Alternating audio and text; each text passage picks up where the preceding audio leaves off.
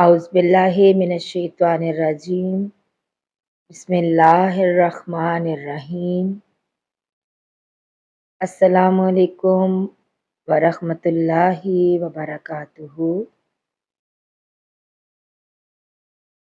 محمد بن منقدر نے کہا کہ میں نے جابر رضی اللہ تعالیٰ عنہ کو ایک کپڑے میں نماز پڑھتے دیکھا اور انہوں نے بتلایا کہ میں نے نبی صلی اللہ علیہ وآلہ وسلم کو بھی ایک ہی کپڑے میں نماز پڑھتے دیکھا تھا۔ صحیح بخاری حدیث نمبر 353۔ عمر بن ابی سلمہ رضی اللہ تعالیٰ عنہ سے روایت ہے کہ نبی کریم صلی اللہ علیہ وآلہ وسلم نے ایک کپڑے میں نماز پڑھی اور آپ نے کپڑے کے دونوں کناروں کو مخالف طرف کے کاندھے پر ڈال لیا۔ صحیح بخاری حدیث نمبر 354۔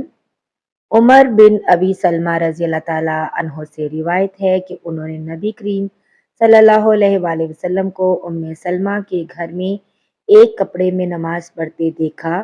کپڑے کے دونوں کناروں کو آپ نے دونوں کاندھوں پر ڈال رکھا تھا۔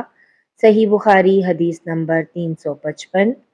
عمر بن ابی سلمہ نے خبر دی کہ میں نے رسول اللہ صلی اللہ علیہ وآلہ وسلم کو حضرت ام سلمہ رضی اللہ تعالیٰ عنہ کے گھر میں ایک کپڑے میں نماز پڑھتے ہوئے دیکھا۔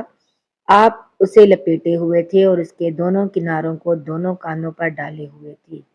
صحیح بخاری حدیث نمبر 356۔ ملتے ہیں ایک نئی ویڈیو میں، تب تک اپنا بہت سا خیال رکھیے گا اور دعاؤں میں یاد رکھیے گا۔ اللہ حافظ۔